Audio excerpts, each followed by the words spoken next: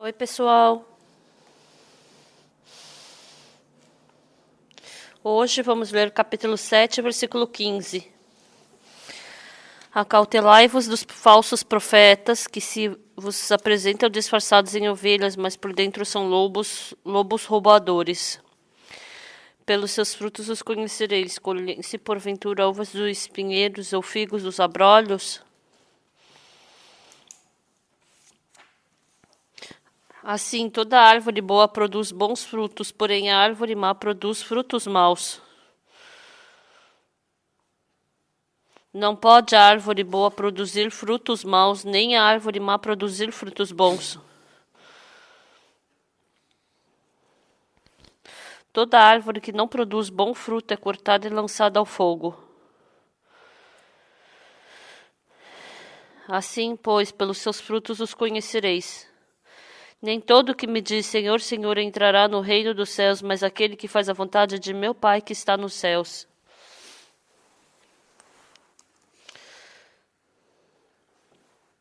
Essa Bíblia está falando, acautelai-vos dos falsos profetas. Quem são os falsos profetas? As pessoas pensam que os falsos profetas são aqueles maus que mentem, que fazem maldade, mas o falso profeta é aquele que vos apresentam disfarçados em ovelhas, mas por dentro são lobos roubadores. Ou seja, é o lobo em roupa de ovelha. Então, mas o mais interessante é que se o lobo se veste de roupa de ovelha, não dá para saber se é lobo ou ovelha. Como é que vai dar para saber? Então, se o lobo se veste de ovelha, não dá para saber. Então, o engraçado é que o lobo pode se vestir de ovelha, mas não pode dar ovelhinhas, não pode, né, nascer ovelhas. Então, para saber se é o verdadeiro profeta, tem que ver qual é o filhote dele. Ou seja, qual é o fruto dele. Isso é muito importante.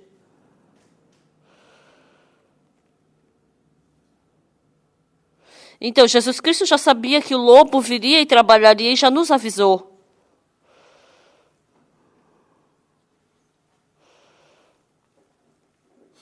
Hoje em dia tem muitas pessoas que dizem ser servos de Deus, trabalhadores de Deus. E quanto mais é o falso profeta, mais boa palavra ele fala para o ser humano.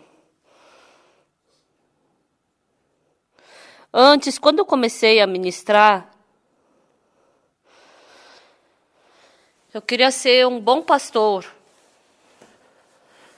E para me tornar um grande bom pastor, eu pensei, como é que eu vou fazer? Então eu comecei a fazer o quê? Naquele tempo tinha um pastor que era já visto como um grande e bom pastor, porque ele dirigia uma grande igreja.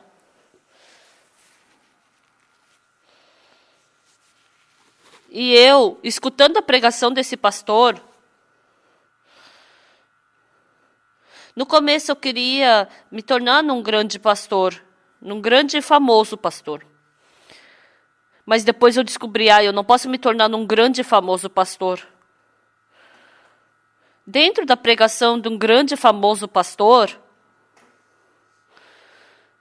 ele não fala sobre um segredo espiritual.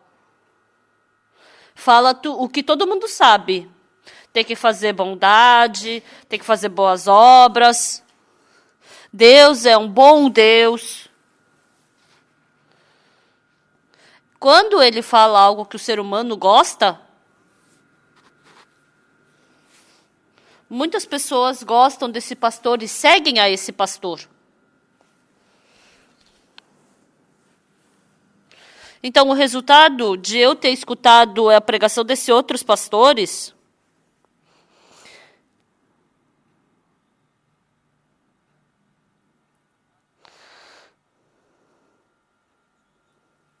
então, não tinha nada com que os irmãos, escutando aquela pregação, pudesse ter algo espiritual.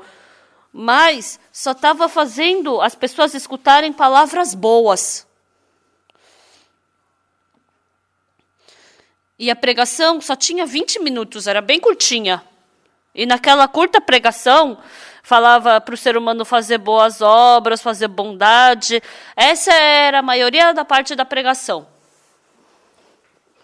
E escutando essa palavra, era quase impossível as pessoas nascerem de novo e receberem a salvação. E assim, dentro do meu coração, eu fiz uma reunião.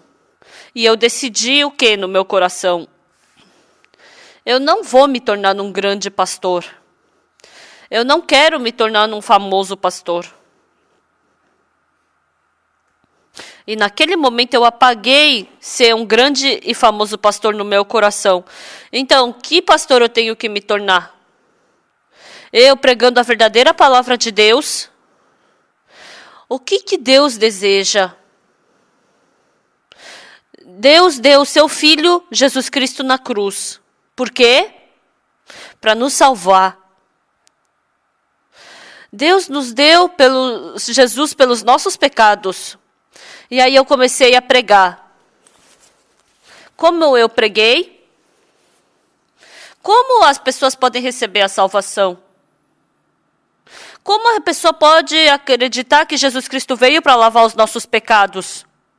E quando eu abri a Bíblia acreditando nisso, o que é incrível na Bíblia, até então eu via a Bíblia, mas eu não entendia muito bem. Mas quando eu abri os olhos e vi, a Bíblia estava falando exatamente como o nosso pecado foi lavado. E o que mais me deixou assustado, não é que eu tenho que fazer algo para receber o perdão dos pecados. Pelo pecado eu não faço nada. Eu descobri que os nossos pecados é realizados 100% pelo trabalho de Jesus Cristo. E desde então eu comecei a explicar isso. No começo eu pregava assim, num nível bem básico. E eu queria procurar dentro da Bíblia sobre essa explicação. E eu lendo não só a Bíblia, mas outros livros assim que falam sobre a vida espiritual. Dentro da Bíblia tem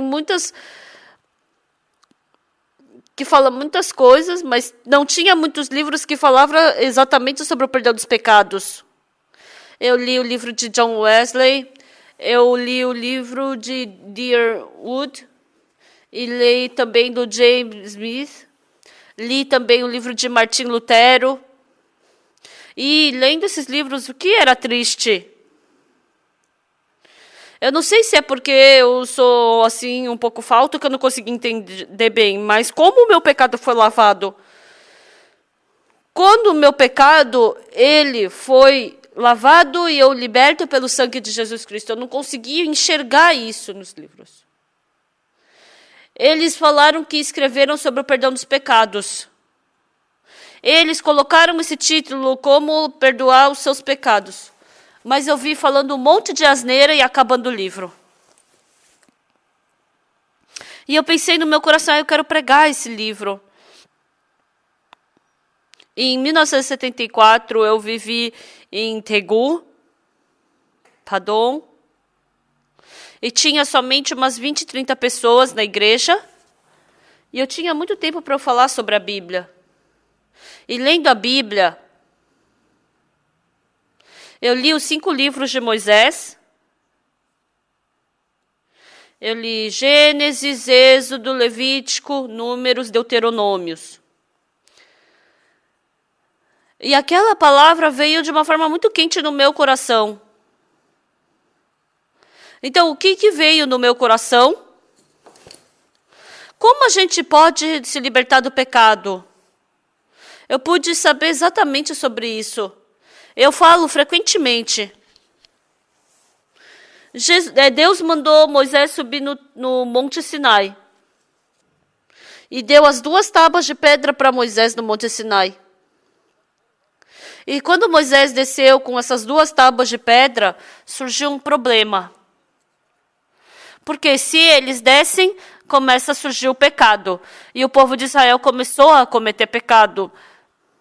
E se comete pecado, então tem maldição. Então ele estava levando as 2 tábuas de pedra, mas surgiu um problema. Então Deus falou, não, Moisés, não desce agora. E fez com que Moisés ficasse 40 dias no monte. E ficando lá no Monte Sinai, Moisés viu todo o tabernáculo que existe lá no céu. Deus não viu só o tabernáculo, mas viu o altar de holocausto, a bacia de bronze, o candelabro, o incensário, a mesa de pães e a arca. Então ele guardou no coração todo o tabernáculo, todos os utensílios, e levou as 2 tábuas de pedra. Mas quando ele veio depois de 40 dias, o povo já tinha feito um bezerro de ouro e Moisés temeu.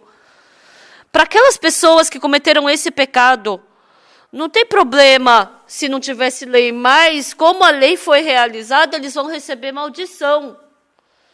E Moisés assim quebrou as 2 tábuas de lei. Ele quebrou as 2 tábuas da lei. Quando eles descumpriram as leis dos 10 mandamentos, eles, para preparar como receber perdão dos pecados, o Moisés, exatamente o tabernáculo que ele viu no céu, ele começou a fazer aqui na terra.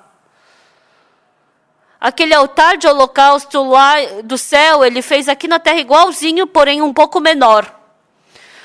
A bacia de bronze que ele viu no céu, igualzinho ele fez. A mesa de pães também ele fez igualzinho. O incensário ele também fez igualzinho. E também o candelabro. E um dia Moisés falou para o povo de Israel: pessoal, se vocês estiverem em pecado, vocês vão receber maldição. Quem quiser lavar o seu pecado, tem que vir todos os anos para o tabernáculo com ovelha ou com cabrito. Então, muitas pessoas vieram para diante do tabernáculo. E Moisés preparou os sacerdotes e fez com que cada um deles oferecesse o sacrifício pelo pecado. E para fazer o sacrifício do pecado, ele tinha que fazer a imposição de mão, tinha que passar o pecado para o animal. E depois pegava essa ovelha, pegava o sangue, passava nos chifres do altar. E o resto do sangue passava na base do altar. E, de novo, ele cortava a barriga do animal, da ovelha. E toda a gordura, todas as entranhas que tinha dentro do animal, ele queimava no altar de holocausto. Então, todo o pecado era lavado. Mas se a pessoa cometia pecado de novo, tinha que fazer de novo isso. Se cometia de novo, tinha que fazer esse sacrifício de novo. Então, foi assim que continuamente tinha que lavar o pecado. Mas Jesus Cristo veio. Jesus Cristo veio para lavar o pecado na cruz. Jesus Cristo, ele pegou o sangue que ele derramou na mão e ele tinha que ir para onde? Ele tinha que ir para o tabernáculo da terra ou no tabernáculo do céu? Porque o tabernáculo aqui da terra, na terra o tempo corre. Então, mesmo você sacrificando, o sacrifício ele não fica assim como você fez. Se você colocar num rio um livro, deixar cair um rio, ele vai ficar parado ou ele vai ficar fluindo? Assim como o rio flui, todas as coisas dessa terra estão fluindo conforme o tempo.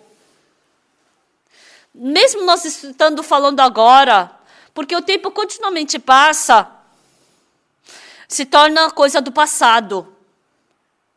O mundo eterno do céu é um lugar eterno, ou seja, o tempo não flui, não corre.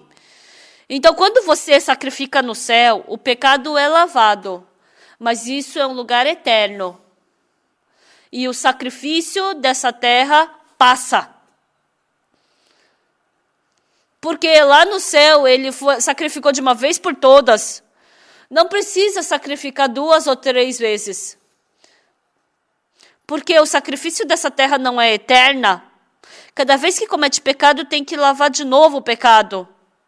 Jesus Cristo morreu na cruz e ele pegou aquele sangue e foi para o tabernáculo do céu e aspergiu aquele sangue na arca do céu. Então, o nosso pecado ter sido lavado eternamente está escrito na Bíblia dessa forma tão simples como o nosso pecado foi lavado.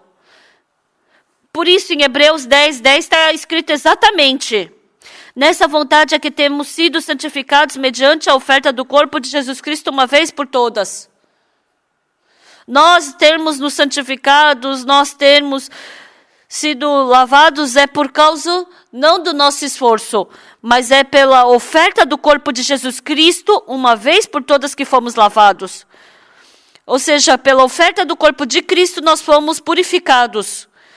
Pelo corpo de Jesus Cristo nós fomos santificados. É uma coisa incrível. Então, quando a gente prova isso, sabe o que é incrível?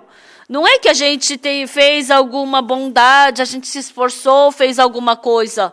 Mas é através de Jesus Cristo. A gente pode enxergar exatamente que o nosso pecado foi lavado. Mas o que é incrível? Está falando que vereis o fruto e sabereis. Eu continuamente preguei esse evangelho. Sabe o que aconteceu? Exatamente como a palavra, começou a surgir irmãos que receberam perdão dos pecados e a salvação. Até pouco tempo atrás eram sujos pecadores, mas eles leram a palavra. E eles viram que estava escrito que Jesus Cristo lavou nossos pecados exatamente. Ah, se meu pecado foi lavado exatamente, então meu pecado foi perdoado. Então eu não sou mais pecador. Então essa palavra entrando no coração, eu vi as pessoas começando a ser transformadas. Por isso que está escrito, para saber tem que ver o fruto. Então as pessoas que nascem de novo, não é formada uma grande pessoa. Não é formada uma pessoa boazinha. Mas é feito dentro dele um trabalhador de Jesus. Um fruto de Jesus. Se torna igual Jesus Cristo, o seu fruto. Porque Jesus Cristo é santo, essa pessoa também se torna santo. Porque Jesus Cristo lavou o pecado, essa pessoa também já não tem mais pecado. Quando eu penso nisso, eu fico tão agradecido que eu não posso nem expressar. Enquanto a gente recebeu salvação e servia ao Senhor, porque o Senhor nos ama e Ele fez tanto trabalho incrível. Qual é esse trabalho que Jesus Cristo fez? Deus mandou Jesus Cristo para lavar os nossos pecados. E Jesus Cristo morreu na cruz para lavar o nosso pecado. Se a gente aceitar isso pela fé, nós nos tornamos que tipo de pessoas? Nós nos tornamos santos, justos e lavados, assim como Jesus Cristo. Nós nos tornamos esses trabalhadores de Jesus. Por isso está escrito, para saber se a árvore para saber a árvore tem que ver seu fruto. Uma vez um pastor falou que Jesus Cristo morreu pelos seus pecados. Muitos pastores pregam assim na sua igreja. Mas não tem quem fale que Jesus Cristo lavou meu pecado, que eu não tenho mais pecado. Para essas pessoas a gente chama de falso profeta. Quando eu estava em Padom, no dia, à noite, quando a gente se mudou, lá tinha um aquecedor a gás. E eu me assustei muito, realmente, a gente quase morreu. Umas 2 da madrugada, a minha filha começou a chorar, E eu acordei. A minha filha estava chorando por causa desse gás que estava vazando. A gente não sabia que estava vazando gás. A gente acordou por causa do choro da minha filha. E eu acordei e não estava acontecendo nada. A minha esposa ia para o banheiro e abriu a porta do quarto. E assim que ela abriu a porta do quarto, ela desmaiou. A pessoa que aspira muito gás do aquecedor, ela junta com ar frio, a pessoa desmaia na hora quando respira isso. Ah, minha filha está chorando por causa desse gás. Então, eu pensei que eu ia desmaiar se eu saísse carregando a minha filha. Daí eu empurrei ela para dentro do quarto e daí eu comecei a gritar para a vizinha. E no meio da noite o vizinho veio correndo. E ela deixou a gente descansar naquela casa, na sala daquela casa. E a gente tomando caldinho de kimchi, sumiu bastante a dor de cabeça.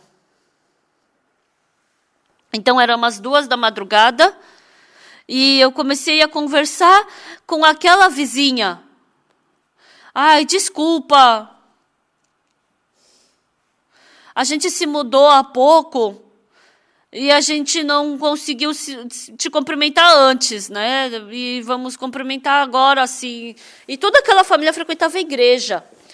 E escutaram que eu era pastor e se assustaram e ficaram tão felizes. E eu comecei a conversar com essas pessoas. Eles frequentavam zelosamente a igreja.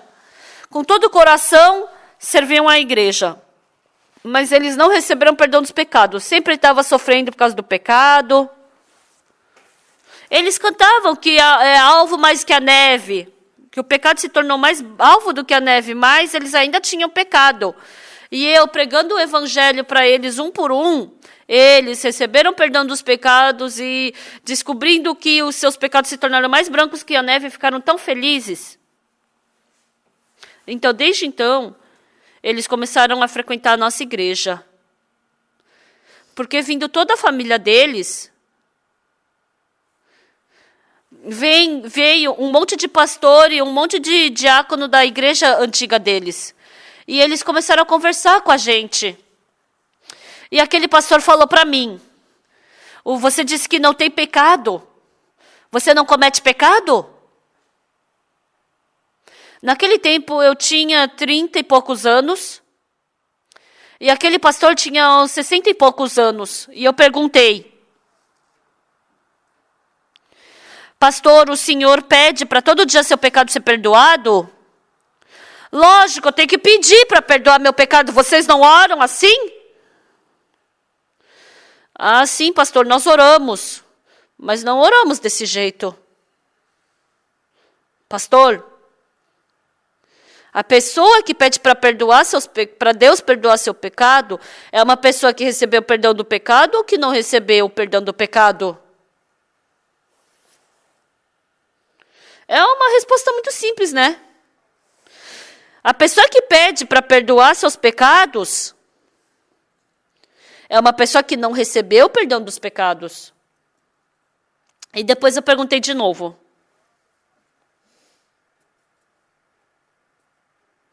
Uma pessoa que não recebeu o perdão dos pecados, o Espírito Santo pode habitar nessa pessoa? Aquele pastor não conseguiu responder. E sem Espírito Santo, você pode perceber a palavra de Deus, descobrir a palavra de Deus? Não. Não tem como. E sem o Espírito Santo deixar a gente perceber a palavra, você pode ministrar? Ele não sabia o que responder e começou a gritar. As pessoas que pedem perdão do seu pecado são pessoas que não receberam perdão dos pecados. Parece uma pessoa humilde, mas uma pessoa que não recebeu perdão dos pecados, porque o Espírito Santo não está nessa pessoa. A pessoa que tem pecado não pode receber condução do Espírito Santo. Porque vive sem a condução do Espírito Santo, porque não entende a Bíblia, Não fala sobre o segredo da Bíblia. Não fala sobre como o segredo do perdão dos pecados. Só fala coisa boa. Mas o verdadeiro servo que recebeu a salvação fala sobre o pecado, mas fala sobre como pode receber o perdão dos pecados, como pode nascer de novo, como pode ter uma vida transformada. É uma pessoa que pode falar isso. Se você for para essa igreja, que tipo de pessoa vai surgir nela? Ah, eu recebi o perdão dos pecados. Meus pecados se tornaram mais brancos que a neve. Agora eu fiquei lavado. Eu me tornei justo. Eu sou justo. Então, a igreja que faz a pessoa perceber isso é a verdadeira igreja. Por isso que Jesus falou, acautelai-vos dos falsos profetas. Mesmo que ele se vista disfarçado em ovelhas, mas por dentro são lobos roubadores, ele pode ter uma imagem de ovelha, mas ele não pode nascer ovelhinhas. Nascendo verdadeiramente de novo e com o coração limpo, se tornando a ovelha de Deus, Deus fica tão feliz com isso. Porque as pessoas não sabem bem disso. Elas só falam para ser boazinhas e fiéis. Mas a gente descobrindo essa verdade, a gente se torna ovelha de Jesus. E qualquer coisa que a gente faça, Deus está conosco e nós recebemos a sua graça. Muito obrigada. Até a próxima.